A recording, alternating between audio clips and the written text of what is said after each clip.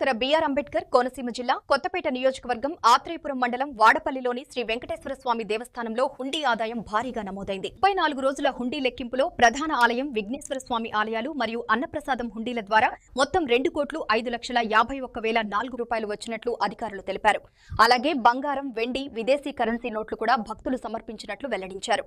హుండీ లెక్కింపులో జిల్లాలోని 4 గ్రామాల ప్రజలు, బాంకు సిబ్బంది పాల్గొన్నారని డిప్యూటీ కమిషనర్ నల్లం సూర్యచంద్రరావు తెలిపారు. ఓం నమో వెంకటేశాయ నమః. డాక్టర్ బిఆర్ అంబేద్కర్ కోనసీమ జిల్లా ఆత్రేయపురం మండలం వాడపల్లి గ్రామంలో వేయించేస్తున్న స్వయంభూ శ్రీ వెంకటేశ్వర స్వామి వారి ఆలయంలో ఈ రోజున హుండీలు తెరవగా 34 రోజులకు గాను రికార్డు స్థాయిలో 2,05,51,004 రూపాయలుగా ఆదాయంగా రావడం జరిగింది. ఇదే కాకుండా బంగారం 26 గ్రాములు, వెండి 1 కేజీ 200 గ్రాములు వచ్చింది.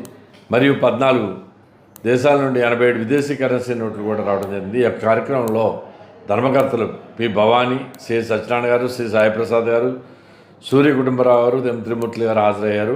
అలాగే ఈ యొక్క కార్యక్రమానికి ద్రాక్షారామ అసిస్టెంట్ కమిషనర్ ఏవి దుర్గాభవాని గారు మరియు ఎస్టీపీ శ్రీనివాసాచార్యులు, తనిఖీదారు రాజమండ్రి మరియు పేరవరం గ్రూప్ దేవాలయాలు ఈవో ఎం సత్యనారాయణ, అర్చక స్వాములు, వేద పండితులు, గ్రామస్తులు, పత్రికా విలేకరులు, అలాగే ఏపుగంటి సుబ్బారావు, ఏపుగంటి వెంకటేశ్వరరావు, ఏపుగంటి వెంకన్న, పత్రికా ప్రతినిధులు, పోలీసులు, శ్రీవారి కరసేవకులు, ఏపుగంటి వెంకటేశ్వరరావు తదితరులు, మళ్ళీ ఆంధ్రప్రదేశ్ గ్రామీణ బ్యాంక్ లక్ష్మీపాలవరం వారు మరియు కెనరా బ్యాంక్ రావులపాలెం వారు సేవకులతో సమక్షంలో ఎన్ని కార్యక్రమాలు జరిగినాయి.